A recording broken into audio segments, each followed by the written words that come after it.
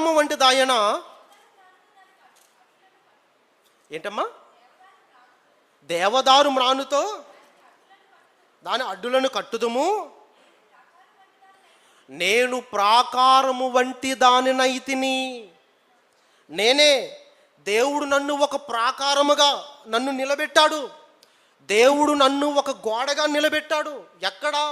సంఘంలో.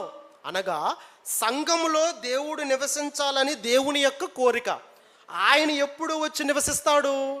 ఈ సంఘంలో ఉన్నటువంటి వారందరూ కూడా ఆయన నివసించడానికి యోగ్యమైనటువంటి ఒక నిర్మాణంగా, ఒక గోడగా, లేకపోతే ఒక నివాసంగా, ఒక ఇంటిగా మారినప్పుడు.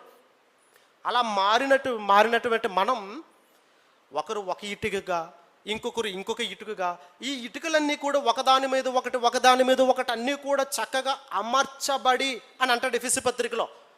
చక్కగా అమర్చబడి ఇదంతా కూడా మనం కట్టబడుతున్నాం. ఇలా కట్టబడుతున్న మనం అంతా కూడా ఇప్పుడు బలమైనటువంటి ప్రాకారముగా మనం మారుతున్నాం.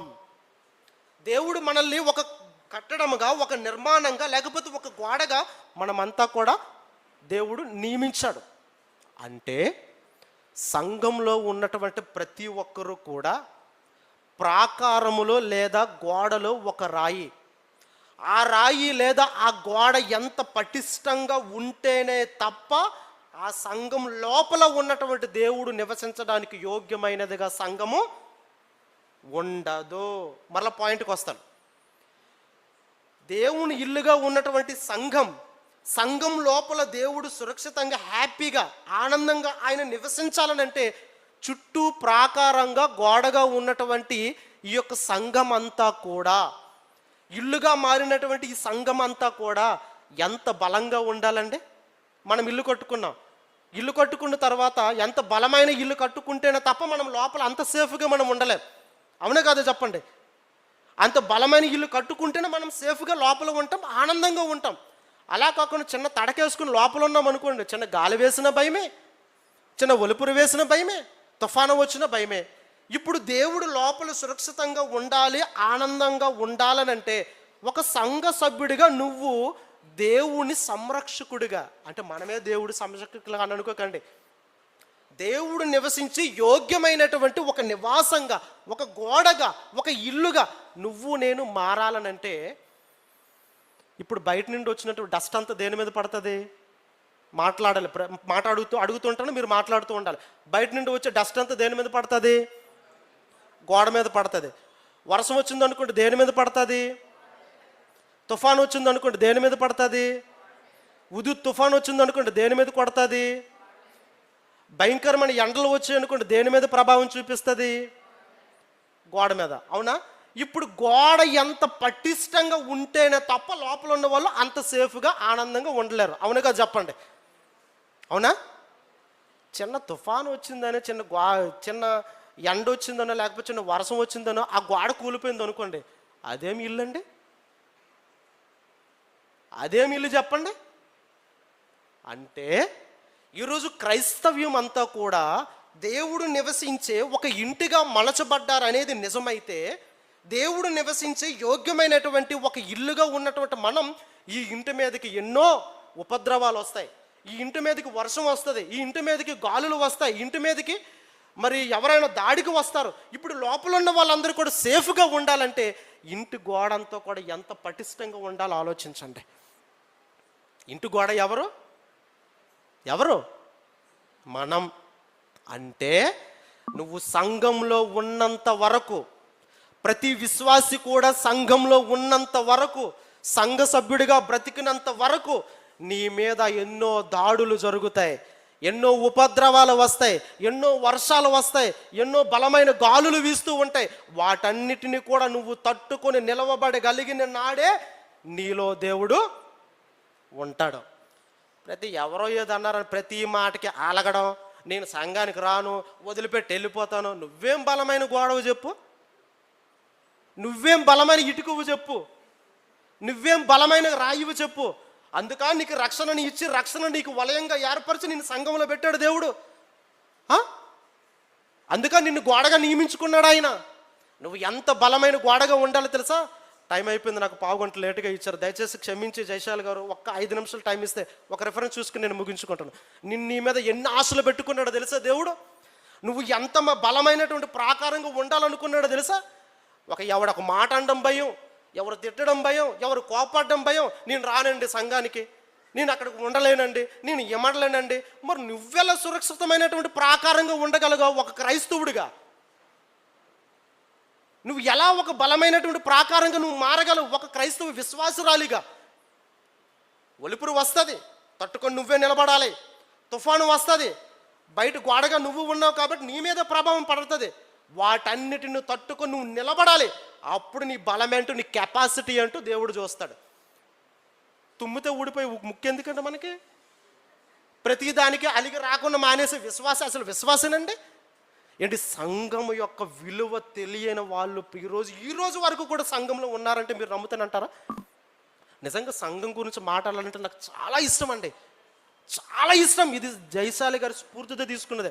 ఆదికాండం నుంచి ప్రకటన గ్రంథం వరకు ప్రతి 66 పుస్తకాలు కూడా సంఘం గురించి వ్రాయబడింది. ఆ పాయింట్ ఆఫ్ వ్యూలో చదవండి.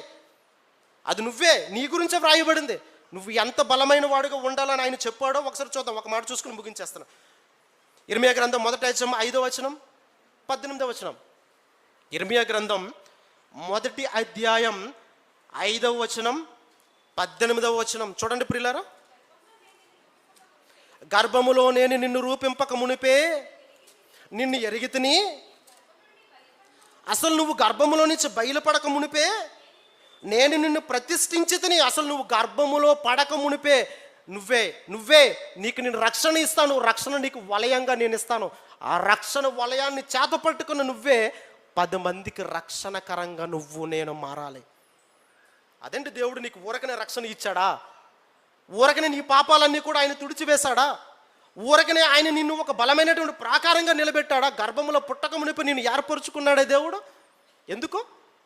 నిందలు వస్తాయి, అవమానాలు వస్తాయి, హేళనలు వస్తాయి. నువ్వు ఎంత మంచిగా బ్రతికినా కూడా నువ్వు చెడ్డవాడు అని అంటారు. ఎందుకు? వరద వస్తుంది, ఒలుపురు వస్తుంది, గాలి వస్తుంది, ప్రతిదీ కూడా ఇంటి మీద వేసి కొడుతుంది. కానీ నిలబడే గోడే దృఢమైనటువంటి గోడ. అప్పుడు నీ బలమేంటో తెలుస్తుంది. ప్రతి దానికి కూడా అలిగి మూతి ముడుచుకుంటూ లేకపోతే అలిగి రావడం అనేసి నువ్వేం విశ్వాసం అవుతావు? అదే 18వ వచనం చూడండి. యోధా రాజుల ఎదురు కానీ, ప్రధాన ఎదుటి కానీ, యాజకుల ఎదుటి కానీ, దేశ నివాసుల యొద్దకు కానీ, ఈ దేశమంతటిలో నీవు ఎక్కడికి పోయినను ప్రాకారము గల పట్టణము గాను, ఇనుపు స్తంభము గాను, ఇత్తడి గోడగాను నీవు ఉండునట్లు ఈ దినమున నిన్ను నేను నియమించునన్నా. నిన్ను ఎలా నియమించును తెలుసా? ప్రాకారమైనటువంటి పట్టణంగా నిన్ను నియమించనయ్యా. ఇత్తడి గోడగా నువ్వు ఉండాలనుకున్నాను. ఇత్తడికి ఎంత బలం ఉంటుందో తెలుసండి? ఎవరు పడగొట్టలేరండి. అదే 15వ అధ్యాయం 20-21 వచనాలు చూడండి. అదే ఇర్మియా గ్రంథం 15వ అధ్యాయం 20-21 వచనాలు. అప్పుడు నిన్ను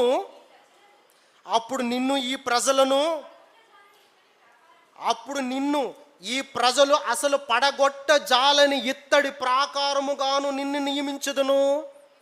నిన్ను రక్షించుటకును నిన్ను విడిపించుటకును నేను నీకు తోడయ్యుందును కనుక వారు నీ మీద యుద్ధము చేయుదురు కానీ నిన్ను జయింపకపోదురని యెహోవా సెలవిచ్చుచున్నాడు.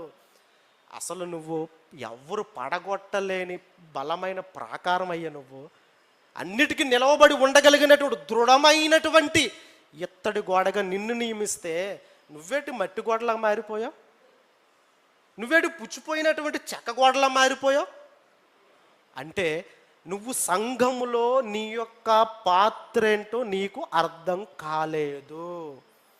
సంఘములో దేవుణ్ణి నివసించడానికి ఒక యోగ్యమైన ఇల్లుగా నువ్వు మారి, దేవుడు లోపల సేఫ్టీగా ఆయన ఉన్నంత వరకు కూడా దేవుడికే నువ్వు ప్రొటెక్షన్ ఇచ్చే ఒక ప్రొటెక్టర్గా, ఒక సెక్యూరిటీగా దేవుడు నిన్నే నియమించుకున్నాడు. నీ మీద నమ్మకం ఉండే కదా.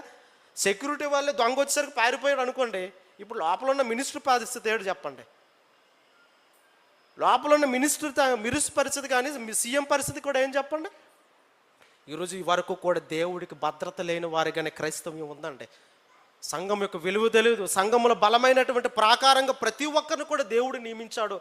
మన మీద ఎంతో నమ్మకాన్ని పెట్టుకున్నాడు.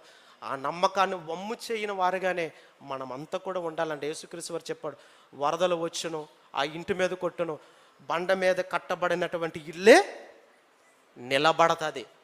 ఆలోచించండి, క్రీస్తు మీద కట్టబడినటువంటి ఇల్లుగా, దేవునికి నివాసమైనటువంటి ఒక బలమైన ప్రాకారంగా పిలువబడే ఇంటిగా నువ్వు నేను ఉంటామా? ఇసుక మీద కట్టబడినటువంటి ఒక్క వర్షానికే కూలిపోయినటువంటి ఇంటిగా మనం అంతా కూడా మారిపోయి సంఘంలో బ్రతుకుతామా? ఆలోచించండి. కళ్ళు మూసుకొని ప్రార్థన చేసుకుందాం.